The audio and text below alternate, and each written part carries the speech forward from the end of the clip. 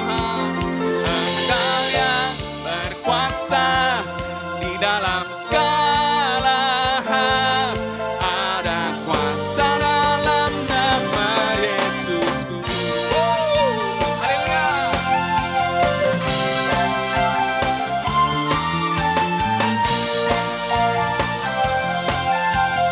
Silakan namanya Yesusku, namanya Yesusku, menara yang teguh, kota benteng perlindunganku,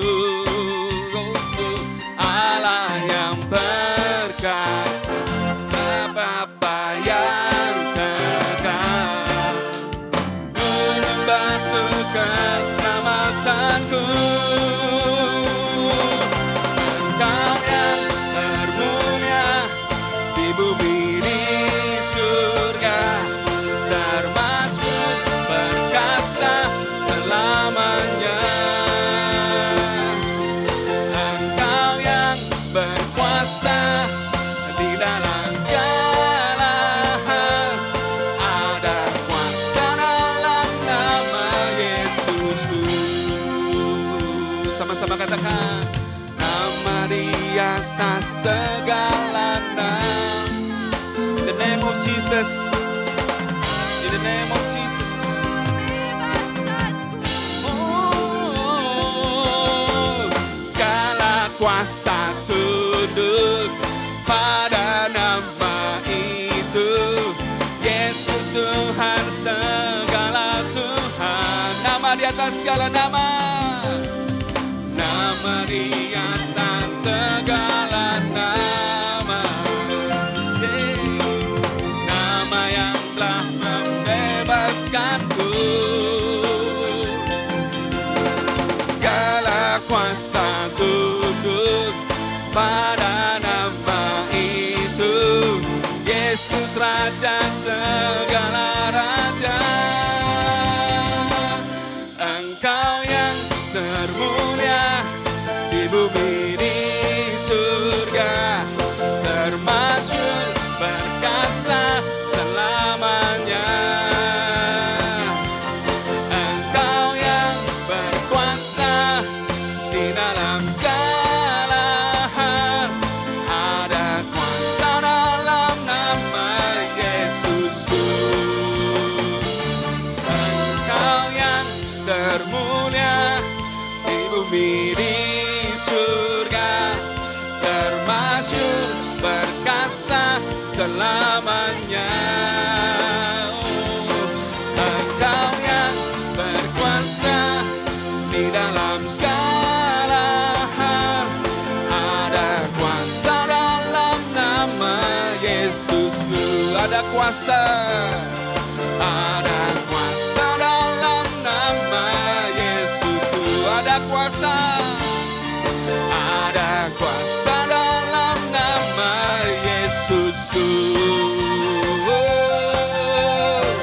Ada kuasa dalam nama Yesus. Percayalah, ada kuasa dalam namanya. Yes.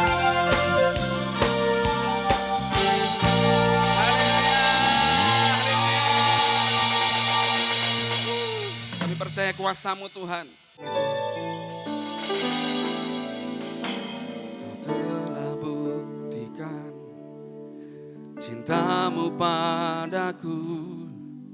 Kau membayarku dengan hidup-Mu.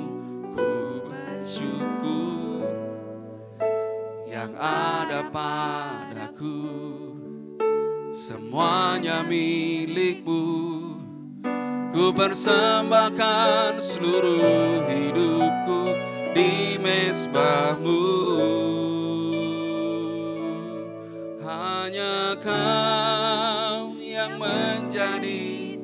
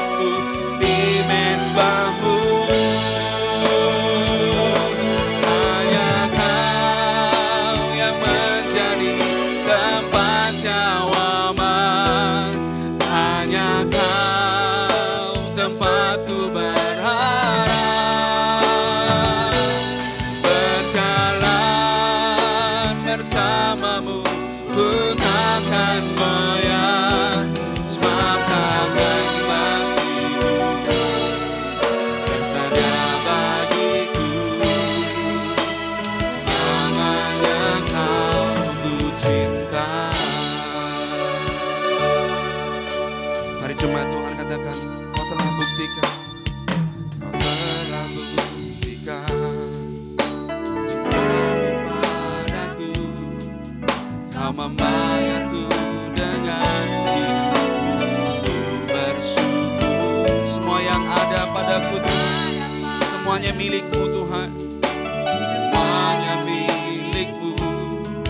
Ku persembahkan seluruh hidupku di mezbah-Mu. Hanya Kau yang menjadi tempat jawaban. Hanya Kau tempatku berharap. Berjalan bersama-Mu ku takkan goyah, sebab tangan kasih-Mu tersedia bagiku. Selamanya Kau ku cinta.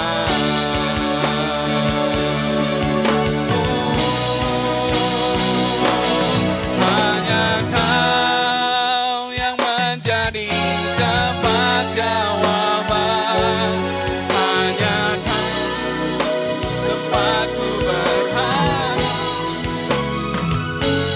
Berjalan bersama-Mu ku takkan goyah, sebab tangan kasih-Mu tersedia bagiku. Selamanya Kau ku cinta.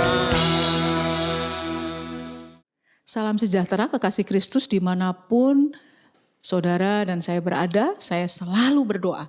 Kiranya kasih setia Tuhan Yesus Kristus menyertai saya dan saudara mulai dari hari ini sampai Maranatha Tuhan Yesus datang kedua kalinya. Dan saya tetap percaya bahwa di dalam Kristus kasih karunia-Nya yang memampukan kita menghadapi setiap pergumulan, kesulitan. Sehingga satu hari kelak seluruh rencana Tuhan dalam hidup saya dan saudara bisa terlaksana. Hari ini kita akan sama-sama belajar. Saya selalu mengulang bahwa saya juga menjadi murid di dalam pengajaran, di dalam firman Tuhan yang kita akan sama-sama dengar hari ini. Mari minta Roh Kudus menerangi setiap kebenaran firman. Supaya itu bukan hanya menjadi firman yang logos saja, perkataan, tetapi menjadi rema. Firman yang bukan hanya mengisi pengetahuan, tetapi juga firman yang mengubahkan dan memulihkan saya dan saudara. Percaya katakan amin. Saya memberi judul, jangan sakit yang sia-sia. Jangan sakit yang sia-sia. Saudara tahukah saudara bahwa dalam kehidupan kita, di dalam dunia sudah jatuh dalam dosa, kita perlu memilih. Tentunya ini sakit bukan hanya sakit jasmani saudara ya. Lewat persoalan, kesulitan, jangan sampai kesulitannya, rasa sakitnya itu hanya sia-sia saja. Mari kita buka di Galatia 3 ayat 4 dan 5. Terjemahan baru mengatakan, sia-siakah semua yang telah kamu alami sebanyak itu? Masakan sia-sia? Jadi bagaimana sekarang? Apakah Ia yang menganugerahkan roh kepadamu dengan berlimpah-limpah dan melakukan mujizat di antara kamu, berbuat demikian karena kamu melakukan hukum Taurat atau karena kamu percaya kepada pemberitaan Injil? Rasul Paulus mengatakan, apakah semua yang saya dan saudara alami, lewat semua hal yang kita sudah lewati dalam kehidupan, apakah itu sia-sia semua? Masakan sia-sia rasa sakit waktu kita mengalami kesulitan? Saya mau katakan, apakah semua yang kita alami bermakna mengubah hidup saya dan saudara, atau yang tadi ayat yang kita baca, masakan semua rasa sakit lewati persoalan, lewati kesulitan, itu menjadi sia-sia? Saya bertanya sekali lagi, apakah semua yang saya dan saudara alami bermakna atau hanya sia-sia saja? Bahkan melewati masa sulit, melewati persoalan, rasa sakit, justru tidak ada perubahan, tidak ada pemulihan, tidak ada kebaikan, promosi yang berubah. yang saya dan saudara alami. Padahal saudara, kekuatan Injil, kabar baik itu pasti, saya ulang lagi, pasti mendatangkan perubahan. Ayat 5 tadi dikatakan bahwa Tuhan yang menganugerahkan Roh Kudus-Nya kepada saya dan saudara dengan berlimpah-limpah dan senantiasa melakukan mujizat di antara kita. Bahwa kita bukan sia-sia dalam menjalani rasa sakit karena ada kekuatan Roh Kudus.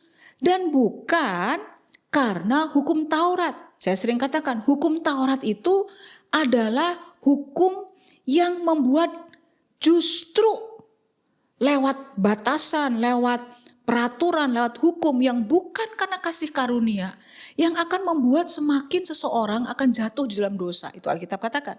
Nah, padahal saudara, kekuatan Injil kabar baik pasti mendatangkan perubahan. Yang percaya katakan amin. Oleh Roh Kudus dalam kita. Tanda kita punya Roh Kudus adalah perubahan yang tidak sia-sia itu. Yang percaya katakan amin. Selalu akan ada peperangan antara hukum Taurat dan Injil kasih karunia. Kasih karunia tidak membatalkan hukum Taurat, saudara. Hukum Taurat justru terhisap di dalam kekuatan Injil. Maksud dari firman Tuhan di Galatia 3 ayat 4-5 adalah semua yang saya dan saudara alami, rasa sakit, persoalan, kesulitan yang saya dan saudara alami, jangan buat itu menjadi sia-sia. Yang percaya katakan amin. Jangan biarkan rasa sakit kita itu menjadi sia-sia. Jangan sakit yang sia-sia. Sama orang nge-gym, sama dengan orang senam, sakit memang. Tapi itu enggak sia-sia. Itu memberi kesehatan, memberi kekuatan bagi tubuh saya dan saudara. Saya mau katakan seperti ini. Kesesakan, kesukaran, kekurangan, dan sejenisnya persoalan dan rasa sakit dalam hidup adalah situasi yang tidak disukai. Namun pasti dialami di dalam dunia yang berdosa ini. Seorang hamba Tuhan yang sungguh-sungguh cinta Tuhan mengalami, bahkan lebih banyak mengalami. Semua kita gak bisa menolak itu semua. Kita bisa mengalami kesulitan juga sudah dalam dunia dalam dosa, jatuh dalam dosa ini, karena faktor di luar kita. Dunia yang berdosa. Beberapa minggu yang lalu saya khotbah, sudah bisa cari itu. Tentang Christian under construction. Saya dan saudara adalah orang Kristen yang dalam proses. Seringkali kita juga mengalami rasa sakit dari faktor luar. Bukan karena kita yang mau. Tapi saya mau katakan, bukan apa yang terjadi yang berkuasa, tetapi bagaimana reaksi dan respon kita menghadapi yang menentukan. Galatia katakan, Roh Kudus sudah ditanam kepada saya dan saudara dengan berlimpah-limpah. Dan kekuatan Roh Kudus itu yang membuat saya dan saudara mengalami mujizat. Itu firman Tuhan katakan. Jadi bukan apa yang terjadi yang berkuasa, tetapi bagaimana reaksi dan respon saya dan saudara ketika menghadapi hal-hal rasa sakit, hal-hal yang sulit. Itulah yang menentukan. Dalam kehidupan seringkali kita harus melewati apa yang harus dilewati. Saudara menangkap maksud saya? Dalam kehidupan di dunia jatuh dalam dosa ini seringkali kita harus melewati apa yang harus dilewati. Gak ada pilihan, tidak ada pilihan. Tapi saya mau katakan, pilihlah untuk tidak sakit yang sia-sia. Jutaan manusia, katakanlah, atau ada orang yang bersama-sama mendengar khotbah di satu tempat, di satu gereja, di satu komunitas, firman yang sama, hasilnya beda. Kenapa? Karena ada orang-orang memilih untuk tidak sakit yang sia-sia, menghadapi tantangan hidup, melakukan firman Tuhan, mengizinkan roh yang ditanam dalam hidup saya dan saudara itu bekerja. Dalam hidup seringkali kita harus melewati perjalanan yang memang tidak bisa dihindari. Tetap saya dan saudara harus lewati. Banyak orang berkata, wah udah Kak, Bu, nasi sudah jadi bubur. Tapi saya mau katakan saudara, bubur pun kita bisa tingkatkan rasa dan harga. Ya, semangkok bubur itu bisa ditingkatkan rasa dan harga. Lewat apa? Kreatif menambahkan abon, kerupuk, bawang goreng. Bubur pun itu masih punya rasa dan harga yang tinggi. Sama saudara, pilihlah untuk tidak sakit yang sia-sia. Saya berdoa apapun yang kau alami hari ini. Waktu kau beribadah bersama-sama. Rasa sakit, kesulitan, tekanan yang begitu besar. Izinkan Roh Kudus yang sudah ditanam, yang akan membuat mujizat dalam hidupmu setiap hari, untuk membuat engkau dan saya memilih untuk tidak sakit yang sia-sia. Yang percaya katakan amin. Nah, apa itu rasa sakit yang tidak sia-sia, saudara? Yaitu rasa sakit yang diserahkan di tangan Tuhan dan dihadapi dengan cara Tuhan. Akan dipakai untuk tujuan yang mulia dalam hidup saya dan saudara. Jadi rasa sakit yang diserahkan, persoalan, kesulitan, tantangan, bahkan mungkin keadaan-keadaan fisik orang-orang berkebutuhan khusus karena kelainan dan segala macam. Itu termasuk dalam persoalan dan kesulitan kita. Rasa sakit yang diserahkan, katakan sama-sama diserahkan. Ya, diserahkan ke siapa? Seringkali kita menghadapi rasa sakit, kita serahkan, kita minta pertolongan ke kiri ke kanan. Tidak salah, apalagi kita punya komunitas rohani. Tapi diserahkan di tangan Tuhan. Oh, ada orang bilang, iya saya sudah menyerahkan kepada Tuhan. Saya banyak waktu sendirian dengan Tuhan. Yes, tapi ada faktor yang kedua. Dihadapi dengan cara Tuhan. Katakan sama-sama dihadapi dengan cara Tuhan. 2, 3. Dihadapi dengan cara Tuhan. Itulah yang akan dipakai untuk tujuan yang mulia dalam hidup saya dan saudara. Cara Tuhan selalu mendatangkan kasih. Cara Tuhan selalu mendatangkan pengharapan. Cara Tuhan selalu mendatangkan iman. Amin, saudara. Enggak mungkin kita mengerjakan, menghadapi kesulitan atau menghadapi tantangan hidup. Kita sudah serahkan kepada Tuhan. Kita mengatakan kita menghadapinya dengan cara Tuhan. Tapi kehilangan kasih, pengharapan, dan iman. Karena cara Tuhan selalu mendatangkan kasih yang mengikat. Memberi pengharapan di tengah lorong yang gelap. Dan menguatkan iman untuk terus bertumbuh. Nah saudara, mengukur kedewasaan baik rohani maupun kebijaksanaan secara sekuler dalam diri seseorang, yaitu dengan cara apa saudara? Bagaimana seseorang itu menghadapi rasa sakit, pergolakan batin, ya, tekanan-tekanan emosional.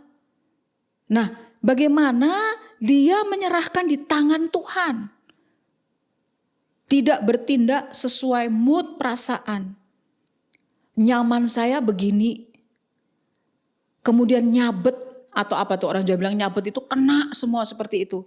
Dan kita berpikir bahwa kita tetap dekat dengan Tuhan. Tidak bisa saudara. Kedewasaan kita, kedekatan dengan Tuhan. Itulah yang menunjukkan bagaimana saat terjadi rasa sakit, kesulitan, pergolakan batin. Dan orang yang dewasa secara rohani.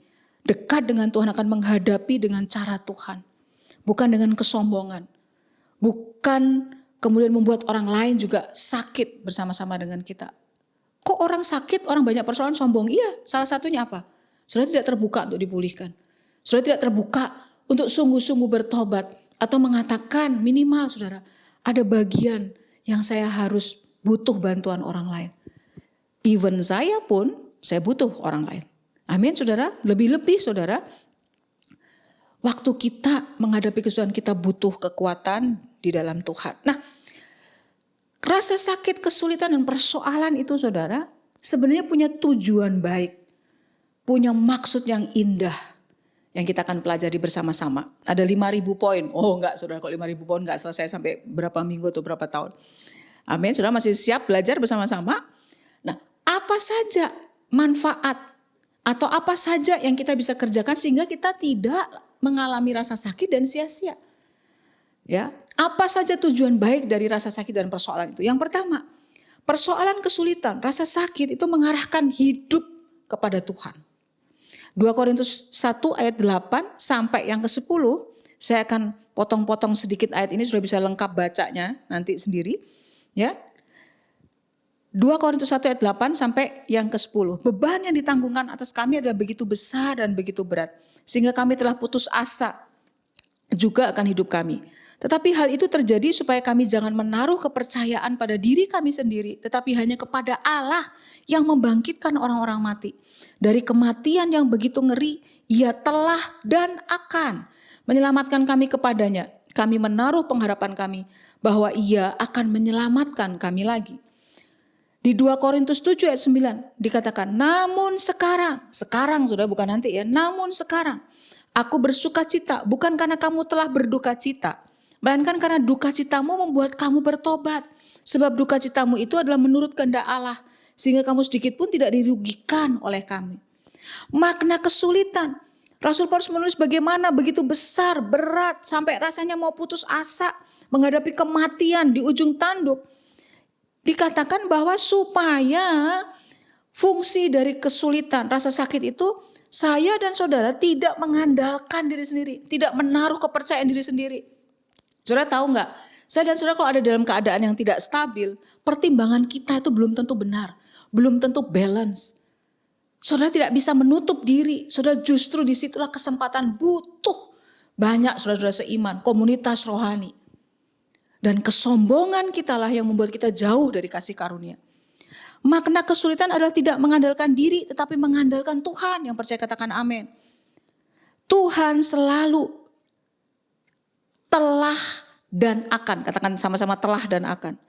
Dikatakan apa? Telah dan akan menolong kita.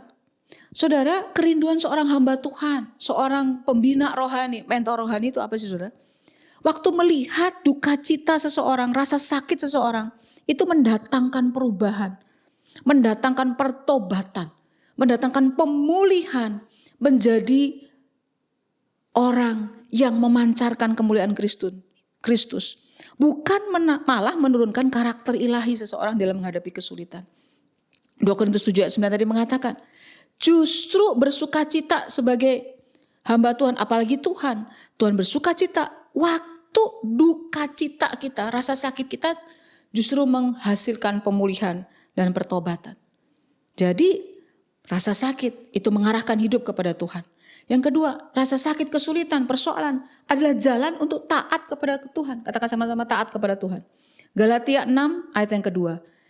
Hendaklah kalian saling membantu menanggung beban orang supaya dengan demikian kalian mentaati perintah Kristus. Dalam terjemahan ini dikatakan dengan menolong satu dengan yang lain lewat kesulitan kita, kamu sungguh-sungguh menaati hukum Kristus. Camkan ini saudara, lewat kesulitan kita justru kita taat kepada Kristus. Dan bukan hanya taat loh, hubungan kita tuh selalu horizontal, vertikal horizontal jangan hilang. Saudara. Wah ke Tuhan, pokoknya saya dekat Tuhan. Gak bisa dekat Tuhan, pasti horizontalnya juga akan dipulihkan. Camkan saudara, lewat kesulitan kita justru lewat kesulitan kita justru kita taat kepada Kristus dan menjadi alat kesaksian orang lain mengalami Kristus. Tadi firman Tuhan katakan justru lewat masa sulit kita menolong orang lain. Jadi tidak ada alasan, saya aja belum selesai persoalanku, gimana saya bisa jadi saksi? Enggak. Alkitab tulis, lewat kesulitan saya dan saudara, itu dipakai untuk membangun orang lain. Dan itu baru disebut engkau itu taat kepada Kristus. Yang percaya katakan amin. Apakah cara kita melewati kesulitan justru membuat orang lain sedih, orang lain tertuduh, dan kehilangan sukacita? Nehemia katakan, sukacita karena Tuhan itu perlindungan. Berapa banyak orang kehilangan perlindungan ilahi. Diserang lewat kehancuran, lewat ketidakdamai sejahteraan, lewat sakit penyakit. Karena kehilangan sukacita. Sukacita karena Tuhan itu perlindungan saya dan saudara. Saudara, saya akan minta kekuatan Roh Kudus. Saya bisa sedih, sangat bisa. Bisa tertekan, sangat bisa. Pernah ada di titik terendah dalam kehidupan, sangat pernah. Tetapi saya selalu berdoa supaya sukacita karena Tuhan itu memerintah lagi. Karena kalau tidak, itu menjadi celah perlindungan Tuhan hancur dalam hidup saya dan saudara. Ya, jadi kesulitan rasa sakit jalan untuk taat kepada Tuhan. Yang ketiga, kesulitan rasa sakit itu membawa saya dan saudara mengalami Tuhan. Katakan sama-sama mengalami Tuhan. Alkitab katakan from glory to glory. Apakah saya dan saudara selama pengikutan kepada Kristus kita dari glory kepada glory, kemuliaan kepada kemuliaan? Atau dari kemuliaan, dari panas, dari sungguh-sungguh sama Tuhan, mulai turun, mulai datar, dan akhirnya kita melepaskan semua hal yang dulunya kita pegang. Kemuliaan Tuhan tidak terjadi sepenuhnya dalam saya dan saudara. Dalam terjemahan bahasa Indonesia masa kini 2 Korintus 7 ayat 11, mari kita baca. Coba kalian perhatikan apa hasilnya padamu oleh kesedihan yang sejalan dengan kehendak Allah. Hasilnya ialah kalian sungguh-sungguh berusaha untuk menjernihkan kekeruhan. Terjemahnya bagus banget. Kalian menjadi benci terhadap dosa. Kalian takut, kalian rindu, kalian menjadi bersemangat. Kalian rela menghukum yang bersalah. Dalam seluruh persoalan ini kalian sudah menunjukkan bahwa kalian tidak bersalah. Ya, 2 Korintus 4 ayat 16. Itulah sebabnya kami tidak putus asa di tengah rasa sakit dan beban. Sekalipun kami secara lahir semakin bertambah rusak, namun secara batin manusia roh kita, kami dijadikan baru setiap hari. Dan kesusahan yang tidak seberapa ini, kebahagiaan itu jauh lebih besar kalau dibandingkan dengan kesusahan yang kita alami. Ayat 18, yang kelihatan itu hanya tahan sementara. Tapi yang tidak kelihatan itu kekal. Hasil dari mengalami Tuhan, saudara, ya, itu di ayat 2 Korintus 7:11 dikatakan, hasil dari kesedihan yang sejalan dengan kehendak Allah. Saya sering kali mengalami itu, saudara. Kesedihan yang Tuhan izinkan, bukan Tuhan yang buat. Ada kesedihan yang sejalan dengan kehendak Allah. Tapi gak lama-lama di situ, saudara. Kenapa? Karena lewat rasa sakit itu selalu hasilnya apa? Menjernihkan kekeruhan. Clean our heart. Membersihkan kekeruhan hati. Juga membersihkan kekeruhan yang ada di sekeliling kita. Yang kita kerjakan kepada orang-orang di sekeliling kita. Kepada komunitas rohani kita. Pada saat kita mengalami kesulitan, akan ada turbulensi emosi. Takut, rindu, marah. Tapi juga bersemangat. Tapi kalau itu yang sungguh-sungguh sesuai kehendak Tuhan, kita harus menempatkan sesuatu yang salah dengan benar. Hasil dari mengalami Tuhan bukan asal sendiri dengan Tuhan. Oh, saya banyak waktu dengan Tuhan. Bukan, saudara. Hasil dari mengalami Tuhan bukan asal sendiri dengan Tuhan. Tetapi adalah menjernihkan kekeruhan. Itu ayat firman Tuhan loh, saudara. Mengalami dan menghadapi turbulensi emosi itu wajar. Seorang hamba Tuhan pun juga mengalami itu. Tetapi harus berpusat, bermuara kepada melawan dosa. Katakan sama-sama melawan dosa. Dan mengikatkan kasih. Mengikatkan kasih. Di luar itu apapun alasannya pasti salah. Gosip, apapun gejolak pasti salah karena itu menghancurkan, memecah. Hoax, berita bohong, mengarang hal-hal yang gak benar, itu pasti salah.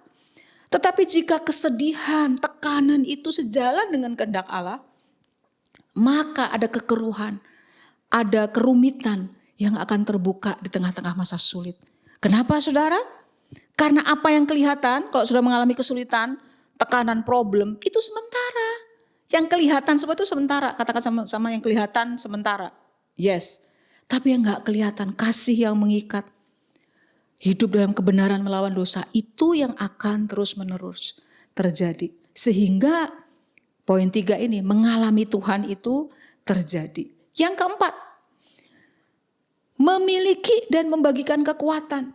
Fungsi atau tujuan baik dari sebuah kesulitan dan rasa sakit adalah memiliki dan membagikan kekuatan. Bagaimana bisa kita lagi tertekan, kita lagi tercemar, atau mungkin kita lagi depresi, lagi sedih, atau dalam keadaan marah, terluka, ya, dikeroyok, dihianati. Kok malah memiliki kekuatan dan justru membagikan kekuatan itu kepada Tuhan. Ini bulan misi, tema bulan Oktober itu ada bulan misi sebenarnya. Tahukah saudara bahwa rasa sakit itu membuat saya dan saudara memiliki kekuatan dan punya kemampuan untuk membagikan kekuatan itu sehingga orang mengalami Tuhan. Orang menemukan jalan keluar di dalam Tuhan. Dan orang berbalik taat kepada Tuhan. Yang percaya katakan amin. 2 Korintus 1 ayat 4, terjemahan bahasa Indonesia masa kini. Ia menguatkan batin dalam setiap kesukaran yang kami alami. Ia itu huruf besar Tuhan. Menguatkan kami dalam setiap kesukaran yang kami alami. Supaya dengan kekuatan yang kami terima dari Allah itu, kami pun dapat menguatkan batin semua orang yang dalam kesusahan. Ayat 5. Penderitaan-penderitaan yang dialami oleh Kristus sudah banyak kami alami juga. Jangan patah semangat, saudara. Para hamba-hamba Tuhan kok yang sedang mengalami apa yang Kristus alami. Ya, dan melalui Kristus pula batin kami sangat dikuatkan. Wow, ayat 6. Kalau kami mengalami kesukaran itu adalah untuk menguatkan batinmu demi keselamatanmu. Keren gak, saudara? Kalau batin kami dikuatkan, maka kalian juga turut dikuatkan. Sehingga kalian menjadi tabah dalam kesukaran-kesukaran seperti yang kami pun derita juga. Siapa bilang kalau kita ada dalam rasa sakit? Siapa bilang kalau saya dan saudara ada dalam keterpurukan atau dalam tekanan karena sebuah kesulitan? Yang faktornya dari luar itu tidak bisa menjadi saksi Kristus. Justru Paulus katakan, pada waktu mengalami kesukaran itu justru kesempatan untuk menguatkan batin orang lain. Menyelamatkan orang lain demi keselamatanmu, Paulus katakan. Saya melihat sudah ada orang-orang di tengah rasa sulit tetap mengerjakan hal ini. Bahkan dalam minggu-minggu ini kami melihat orang terima Yesus secara pribadi. Karena orang-orang, anak-anak Tuhan yang begitu kuat di dalam tengah-tengah masa sulit. Sehingga orang-orang di sekitarnya, orang tuanya, keluarga yang dulunya gak percaya Kristus. Karena ketabahan, karena kekuatan rohani seorang anak. Dia mengatakan, aku mau ikut Yesus karena imanmu. Saudara, apa yang saya alami di dalam Tuhan selalu untuk menguatkan orang lain. Katakan amin. Saya ulang ya. Apa yang saya dan saudara alami di dalam Tuhan itu berguna untuk selalu menguatkan orang lain. Temukan kekuatanmu dan kekuatanku. Miliki kekuatanmu dan bagikan kekuatanmu.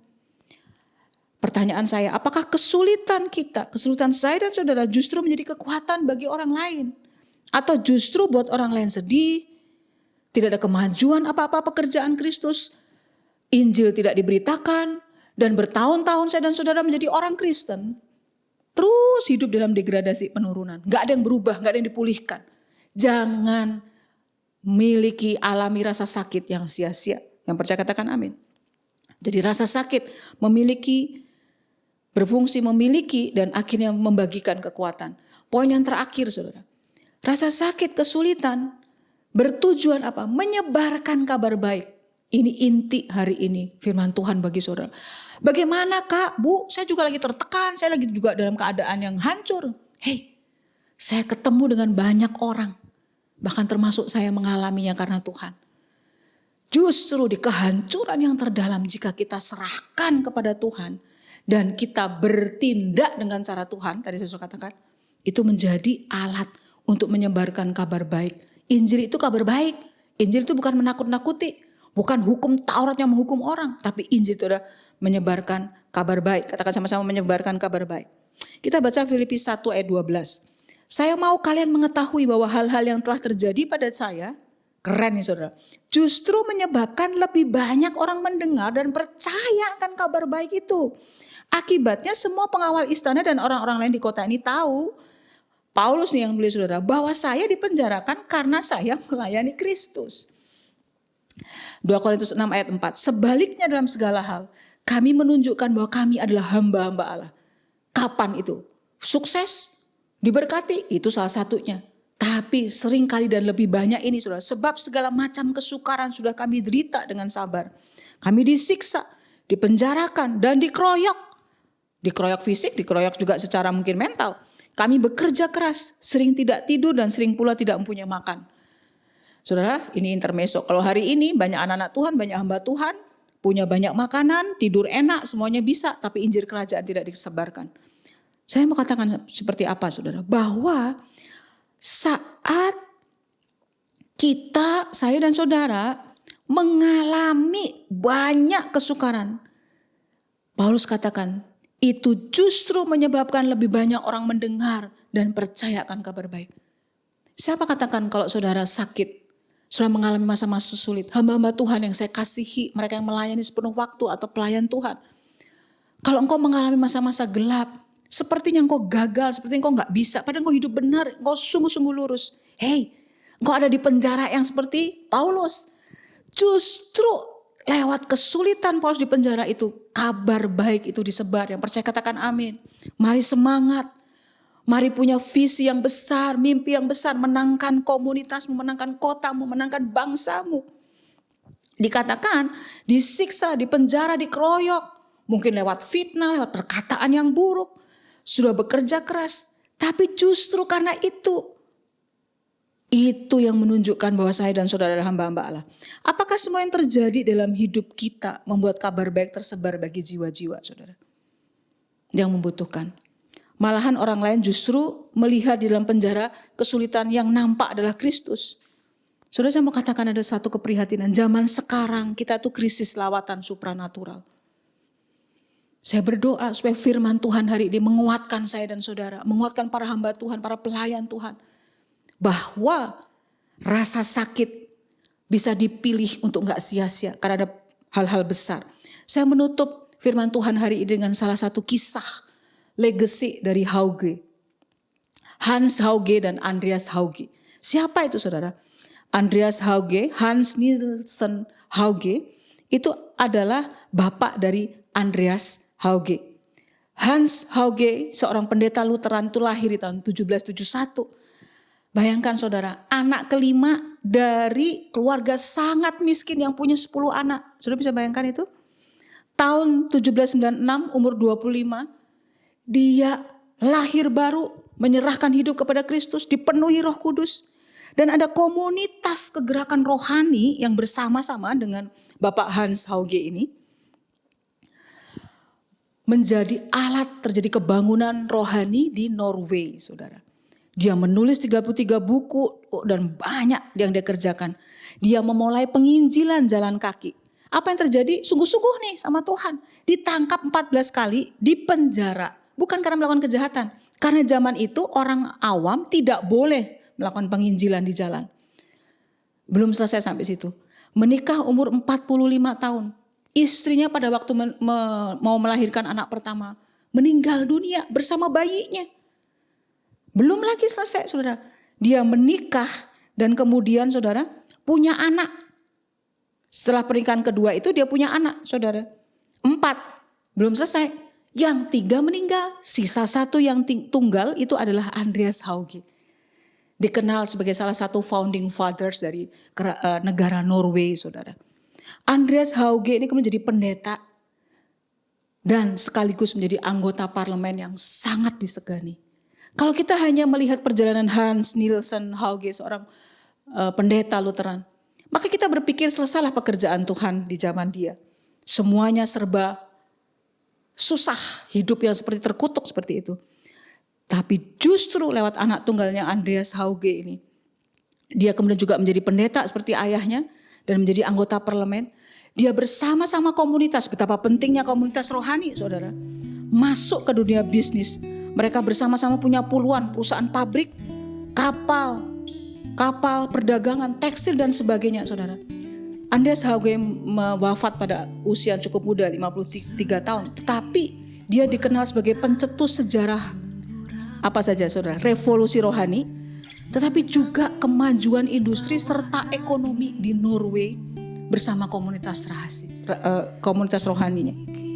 Dan sudah tahu Norway itu selalu ada di top 10 negara paling berbahagia di dunia. Bapak Ibu yang saya kasih, saudara yang saya kasih, apa yang kau sedang hadapi dan saya hadapi? Rasanya pukulan demi pukulan, kesulitan dan rasa sakit. Jangan biarkan itu sia-sia. Ada banyak orang melewati pandemi jauh lebih jahat, jauh lebih gak berubah. Saya berdoa supaya legacy ya Hans Hauge dan Andreas Hauge terjadi bagi saya dan saudara. Tetap memiliki kekuatan rohani di dalam Tuhan. Mari kita tundukkan kepala. Sembah Tuhan, sembah Tuhan, sembah Tuhan, sembah Tuhan, sembah Tuhan. Engkau hadir di sini. Seperti wanita yang memecahkan bejana itu Tuhan. Kami mau sampai kami di akhir umur kami menyembah Tuhan, kami melayani Tuhan.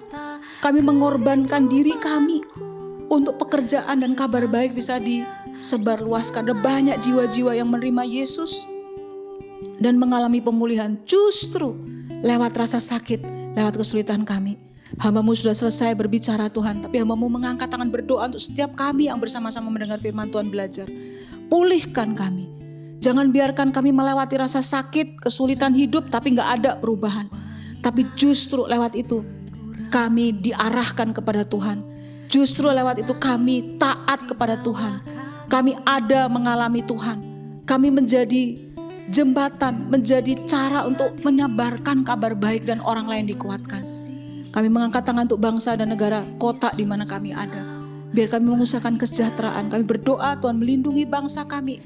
Tetap di tahun-tahun politik tidak ada yang rusak, tidak ada kehancuran, tapi biar takut akan Tuhan terjadi. Semua Tuhan pegang kendali. Berdoa untuk GBI Arauna dan gereja di mana kami digembalakan Tuhan. Kami mensupport gereja lokal kami. Berdoa untuk gembala dari GBI Arauna dan seluruh pelayan Tuhan. Biar hati kami berkobar untuk menyampaikan kabar baik dan menyebarkan kekuatan lewat kesulitan hidup yang kami alami. Terima kasih Tuhan, terima kasih. Saudara kekasih dalam Tuhan, mari angkat kedua belah tangan dan terima berkat dari Tuhan. Kiranya berkat Allah Bapa, penyertaan dari Yesus Kristus, penghiburan Roh Kudus mulai hari ini sampai Maranatha Yesus datang menyertai saya dan saudara. Sekali percaya Yesus, tak percaya Yesus. Love God, love people. Kita seperti pohon yang ditanam tepi aliran air. Apa saja yang dibuat Tuhan berhasil. Di dalam nama Tuhan Yesus Kristus. Semua yang percaya katakan, amin. Tuhan memberkati. Ku tetap setia.